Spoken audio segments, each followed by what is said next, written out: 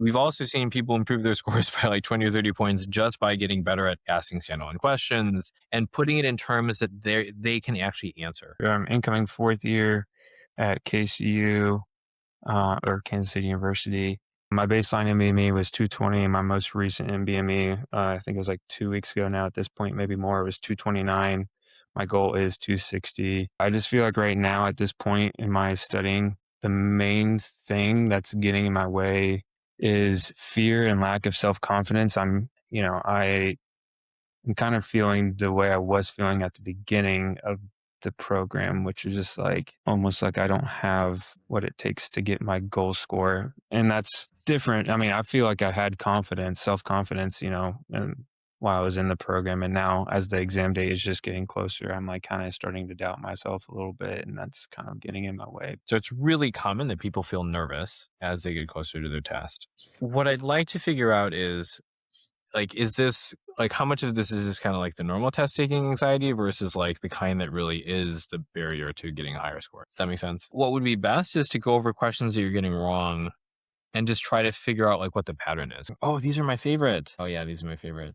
I see. What was your thought? I mean, I know it's been almost 2 weeks, but like, do you know what was your thought process here? Yeah, let's read this. So I think the key things are like, she's 60 years old. Mm-hmm. She's Yeah. a pretty significant smoker. I think whenever I was reading it, I just picked up on a 40-pack year history is pretty significant. So I didn't pick up on this. She's 60 years old. She's postmenopausal. Really what this is asking is more of an epidemiology type question. Like, what is the number one killer of people in the United States, period?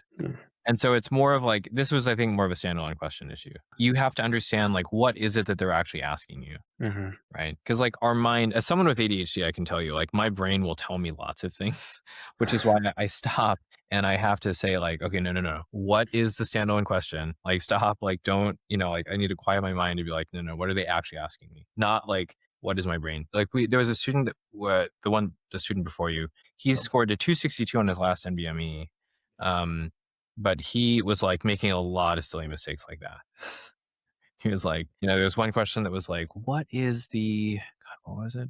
It was like, what should you do with a patient who has like ascites and cirrhosis? And he was like, ascites? Oh, when I see ascites, I think of, the serum albumin, like the serum ascites albumin gradient. So I'm thinking of albumin, and albumin makes me think of lab value. So he like chose measure the serum ammonia, which is like, only if you have ADHD could you possibly see those connections, right? And it was like, he just went with what his mind said, as opposed to like taking a step back and being like, okay, if you have portal hypertension, what should you be worried about? Or like, what test would you do? Right?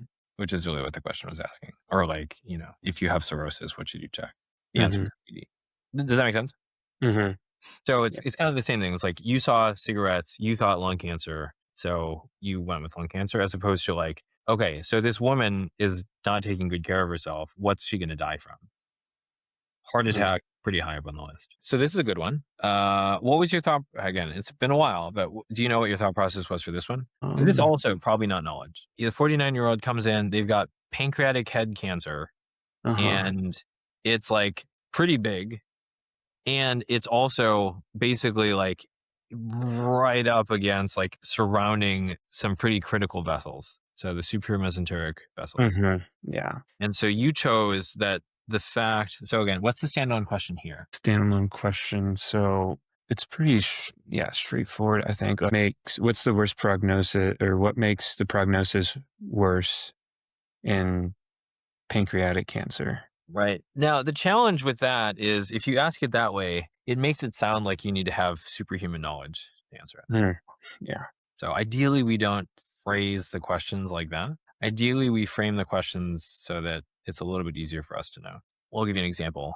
My favorite is there's like a woman that's like 66 years old, so she's older, and she's got a BMI of like 17, and she's got osteoporosis. And the question is like, what was probably the biggest contributor to her osteoporosis, her age or her BMI? Because obviously having a low BMI increases your risk of having osteoporosis, as does age. You know what the answer was? or how to figure it out. It's hard, right? That's pretty hard.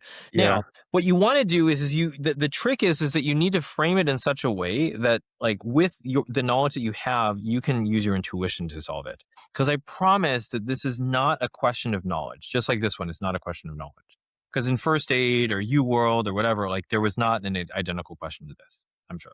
So instead, you want to think, okay, so let's say that there's two things that you're deciding between. So low BMI or age. Right, we'll use that one as an example.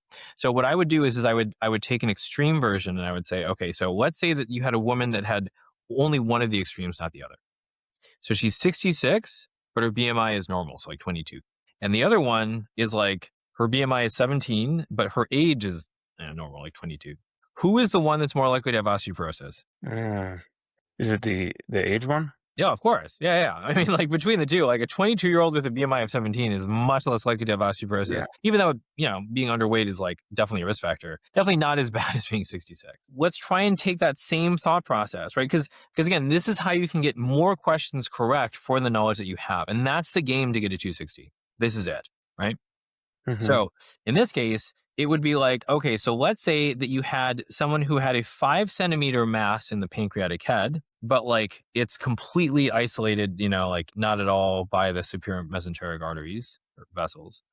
Or you had someone who had a 5 centimeter mass in the tail, and it's like all up in the superior mesenteric vessels. Who would you be more worried about? If you're a medical student or a doctor preparing for either the USMLEs or COMLEX or one of your medical board exams, then be sure to sign up for our free 14-step program where we'll walk you through the most efficient ways for you to improve your score in a short period of time. And if you're interested in getting there faster, be sure to book a free call with our team where we'll break down what it is that's holding you back and, if it makes sense, explain how it is that we can help you to get there more efficiently. The one encased in the superior mesenteric vessels. Great. Perfect. So do you see how it's the same question?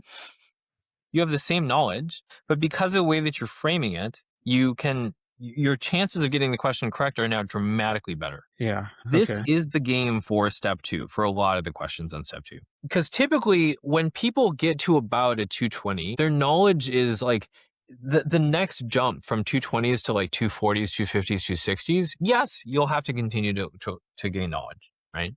You'll have to keep making concept cards, PC cards, things of that nature. And I can also tell you that most of the jump comes from just not making like unforced errors. Because the questions that you missed, again, this might have just been coincidence, but I don't think any of those questions that you got wrong in the of the 3 questions that we looked at, I don't think any of them were because of lack. I would agree. Yeah. Right. So the solution is that it's in your case, well, in all cases, is be better at the standalone question. Right. Your standalone question is very detailed. You're saying like in a 17, for a woman who's like 17 years old and has a child who, her LNP was like 2 to 3 months ago and they've done bag mass ventilation for 3 minutes and like the pulse is now under like if the more details you're adding to your standalone question, the more likely it is that you're going to panic and think, oh my God, I don't know the answer to this question. Okay. Instead, what you want to do is you want to take a step back and try and figure out what's the, like, for management questions, it's easy. What's the diagnosis and what's the severity? Mm-hmm. Yeah. But in general, you want to think like, okay, you want to simplify it as much as humanly possible. Okay. If you're putting in the hours but your knowledge isn't accumulating, it's not about studying more. It's about building a system where nothing you learn gets forgotten. In this video, I break down the exact framework to make that happen and get you on track for a 260 plus in step 2. Click here to watch it next.